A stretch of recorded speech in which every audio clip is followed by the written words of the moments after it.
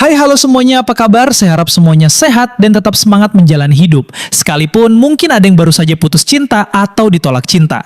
Tidak usah bersedih karena kali ini saya akan mereview alur cerita film yang akan membuat kalian tegang sehingga kalian akan lupa dengan masalah yang kalian hadapi.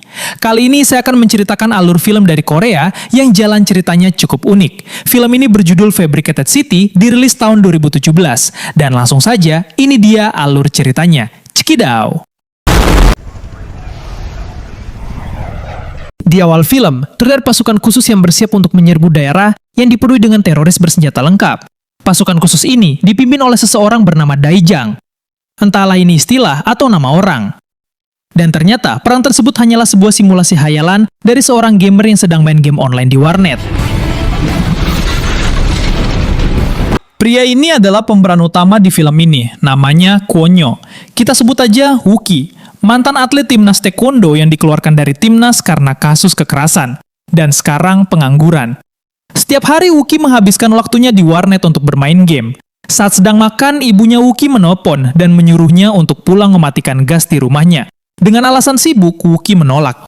Lalu, ketika sedang asik bermain game, tiba-tiba sebuah smartphone di sampingnya berdering. Karena merasa terganggu dengan deringan HP tersebut, Wookie pun mengangkatnya. Ternyata yang menelpon adalah seorang cewek yang merupakan pemilik HP tersebut. Yang lupa ketinggalan HP-nya di warnet. Dia pun menyuruh Wookie untuk mengantarkan HP tersebut ke rumahnya dan akan diberikan hadiah. Karena hadiahnya cukup banyak, apalagi yang meminta adalah seorang cewek, Wookie pun segera menuju ke rumah cewek tersebut. Tiba di sana, pintu rumah si cewek tidak dikunci, lalu Wookie pun masuk.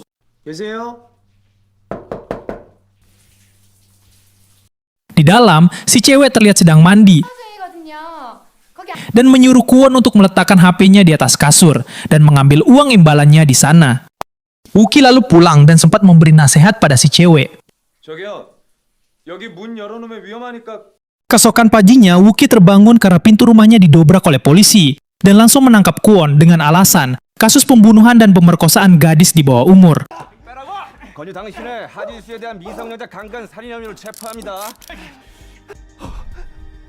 Saat akan dibawa masuk ke dalam kantor polisi, terlihat begitu banyak wartawan yang datang untuk menanyai Wookie.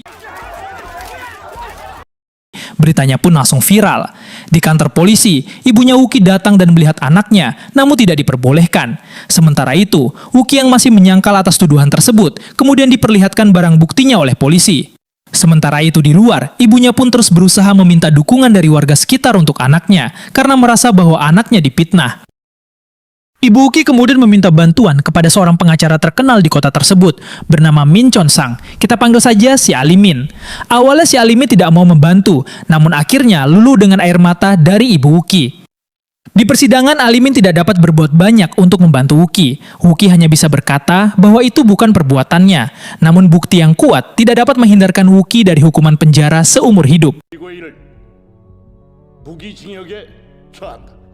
Di dalam penjara, Wookie ditempatkan pada penjara level 1 untuk kasus pembunuhan.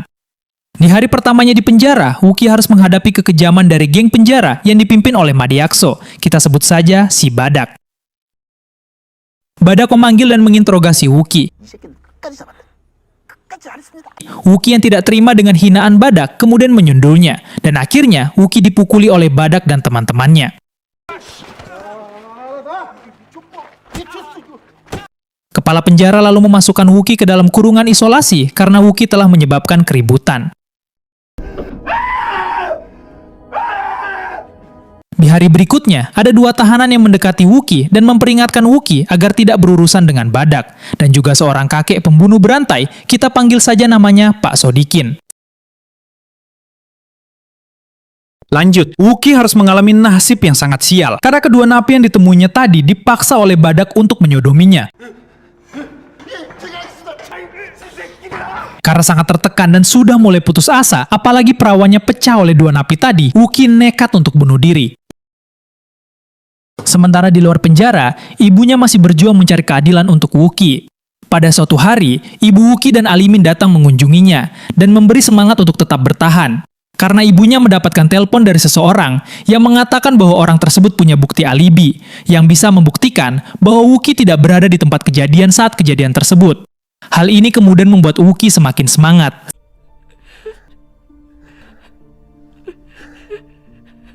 Wookie akhirnya sudah mulai terbiasa dengan siksaan badak dan gengnya. Tanpa diduga, Pak Sodikin yang merupakan salah satu orang yang juga ditakuti di dalam penjara mendekati Wookie. Pak Sodikin tertarik dengan Wookie yang memiliki daya tahan tubuh dan fisik yang kuat. Pak Sodikin juga tahu kalau Kwon bukanlah seorang pembunuh. Si Wookie ini menjadi semakin kuat, tahan pukul dan mulai percaya diri. Akhirnya suatu ketika saat Wookie akan disiksa lagi oleh si badak dan teman-temannya. Sepertinya mulai akan melakukan serangan balik. Wookie menggunakan senjata rakitannya sendiri untuk melawan anak buah badak.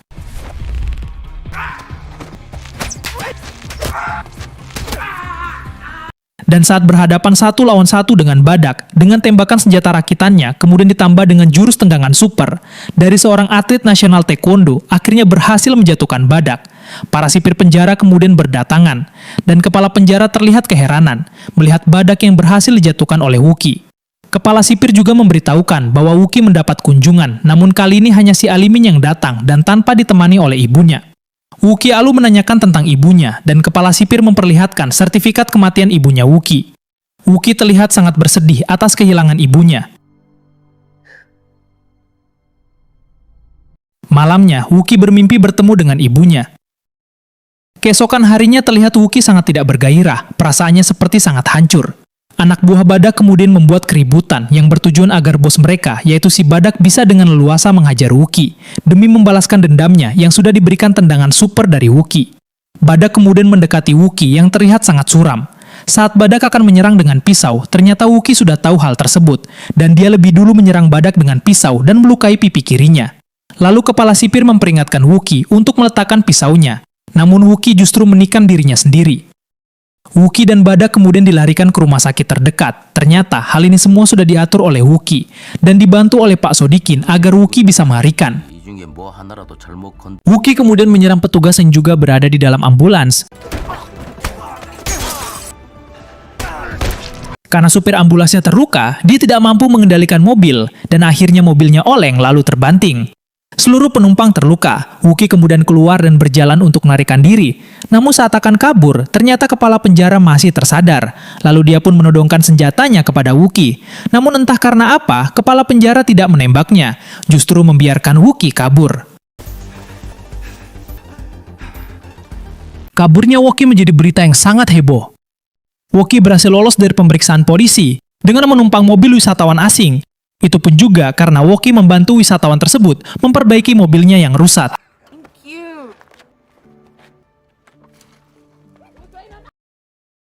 Scene berikutnya Wookie pergi menemui Alimin di kantornya dan menanyakan tentang orang yang memiliki video alibi yang pernah dikatakan oleh ibunya saat mengunjunginya di penjara. Menurut Alimin, itu merupakan laporan palsu dari anak-anak yang iseng, dan hal itulah yang kemudian menyebabkan ibunya mulai putus asa hingga akhirnya bunuh diri.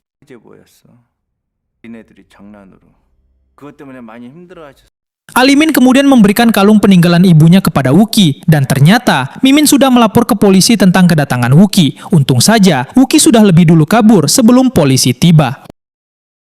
Lanjut, Wookie kini sedang berada di warnet dan memeriksa emailnya. Di sana dia menemukan sebuah video dokumenter yang menjelaskan bahwa dirinya tidak berada di lokasi kejadian dan tidak bersalah. Video ini dikirimkan oleh teman gamenya bernama Telbo. Telbo kemudian mengajak Wookie ketemuan. Wookie kaget ketika tahu bahwa Telbo adalah seorang perempuan. Dan karena dia perempuan, jadi kita ganti namanya saja menjadi Luna.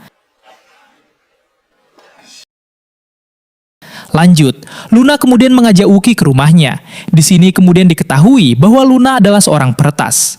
Luna mengundang semua tim gamenya yang juga bermain bersama Wookie. Awalnya panik, karena memang mereka belum pernah bertemu dan mengenal wajah masing-masing. Di sini mereka memperkenalkan diri dan akan siap untuk membantu Wookie.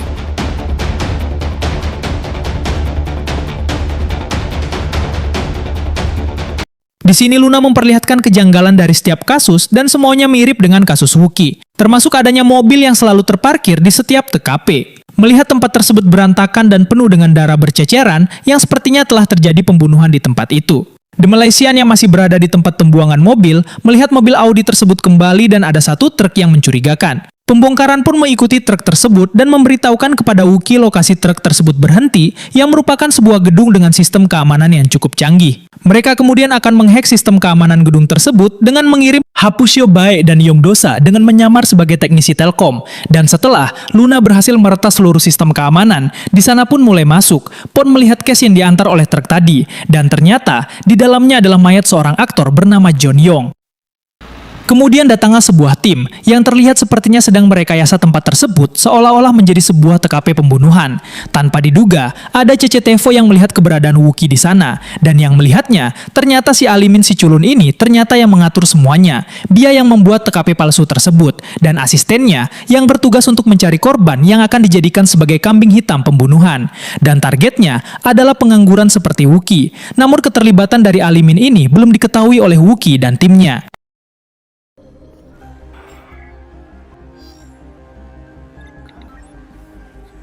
Scene selanjutnya, tim Wookie mulai menyelidiki tentang apa yang sudah mereka temukan pada TKP palsu tadi. Mayat dari aktor tadi berasal dari rumah seorang pemimpin perusahaan, yang ternyata anak pimpinan perusahaan tersebut memiliki hubungan dengan si aktor. Lalu Wookie menyuruh Luna untuk mencari data dari sidik jari yang ditemukannya di apartemennya si aktor. Sidik jari tersebut adalah milik seorang wanita yang bernama So Honjong. Lalu selanjutnya, Yobay dan Wookie sedang mencari tahu wanita yang akan dikambing hitamkan tersebut. Yobay yang sudah berada di dekat perempuan tersebut telah berhasil memasang penyadap pada smartphone-nya. Wookie mulai memeriksa setiap telepon yang masuk, dan akhirnya Wookie mendapat telepon yang mencurigakan, yang suaranya sangat mirip dengan orang yang dulu meneleponnya dan menjebaknya saat di warnet. Wookie lalu bertanya kepada Luna untuk melacak lokasi dari penelepon tersebut. 청담동의 펜타포트라는 오피스텔 아세요? Wookie kemudian menuju tempat wanita tersebut, namun saat akan mendekatinya, ternyata hal tersebut sudah diketahui oleh anak buah Alimin dan mereka pun kabur. Wookie lalu mengejar mereka, namun Wookie juga sudah dikejar oleh polisi. Mobil Wookie tiba-tiba macet, lalu polisi mengepungnya, dan tiba-tiba sebuah truk menghantam mobil polisi. Dan ternyata itu adalah perbuatan Babang Badak. Badak pun membawa dan kemudian menyiksanya. Lalu tiba-tiba polisi anti-teror datang ke lokasi karena menerima telepon dari seorang perempuan yang katanya sedang diculik di tempat tersebut. Padahal itu adalah ulah dari Luna. Setelah polisi masuk, Wookie berhasil meloloskan diri. Tiba-tiba Luna datang menjemput Wookie di perjalanan.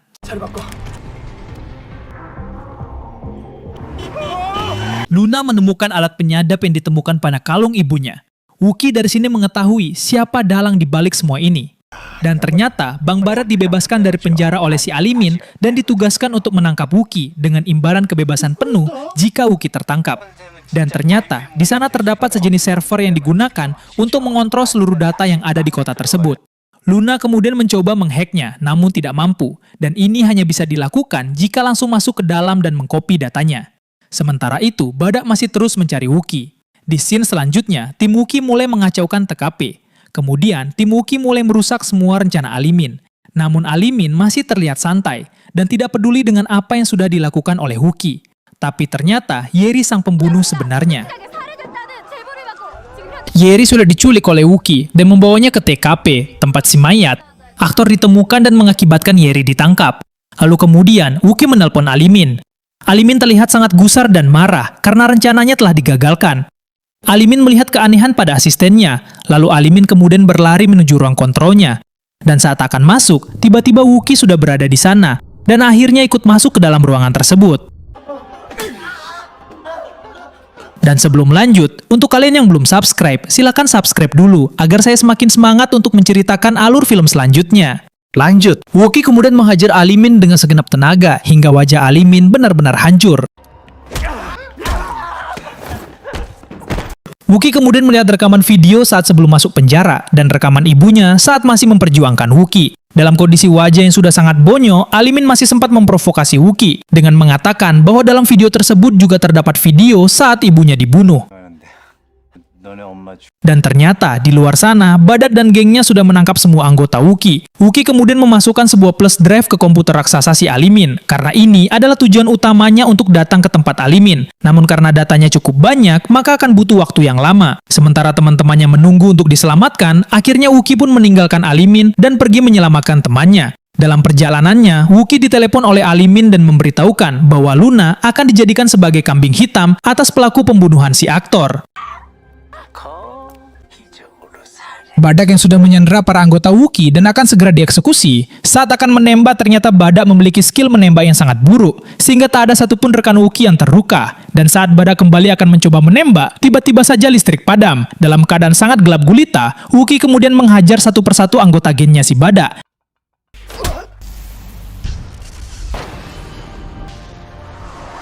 Dan teman Wookiee pun berhasil kabur.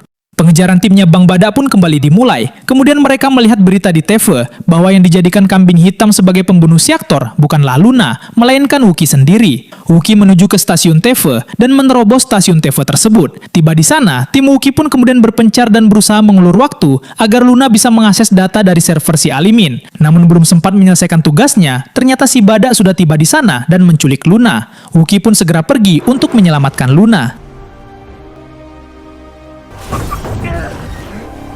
Setelah melakukan drama kejar-kejaran yang cukup menegangkan, Wookiee berhasil mendapatkan Luna.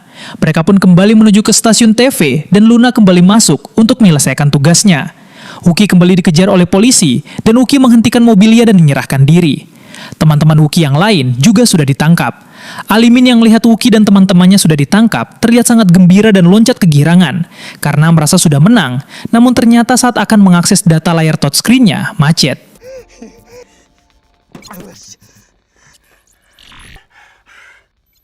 Dan saat semuanya terungkap, akhirnya Wookiee dan teman-temannya juga dibebaskan. Dan dia pun tersadar kalau ternyata dia lupa mencabut flash drive yang dipasang Wookiee sebelumnya. Dan akhirnya semua data dari dalam servernya berhasil disalin oleh Mbak Luna. Lalu Yobai datang dengan kedatangan mereka ternyata untuk menyiarkan segala bentuk kejahatan dari Alimin yang akan diunggah oleh Lastri dari data yang sudah didapatkannya dari server Mimin. Dan Mimin juga akhirnya ditangkap karena sudah tidak bisa kabur lagi. Scene berikutnya, di dalam penjara, Alimin bertemu dengan Badak. Lalu datanglah dua napi spesialis sodomi, dan kalian pasti tahulah apa yang akan terjadi selanjutnya. Belum habis. Di scene selanjutnya terlihat pasangan wisatawan asing yang pernah menolong Wookiee. Terlihat sangat gembira karena melihat mobilnya terparkir di sana, beserta kuncinya dan sangat mulus karena mobil tersebut sudah dipermak di bengkel Ketok Magic. Dan di tempat lain, Wookiee dan timnya berkumpul dan bergembira bersama, di mana Wookiee sesekali melihat bayangan ibunya, dan film pun tamat. Alur cerita dari film ini menurut saya sangat menarik, dan menurut saya film ini sangat recommended untuk ditonton. Dan untuk kesimpulannya, buat kalian pengangguran seperti saya dan pekerja tidak tetap, kalau di kota kalian ada orang yang seperti Alimin, mending kalian harus berhati-hati. Terima kasih sudah menonton channel ini, bye-bye.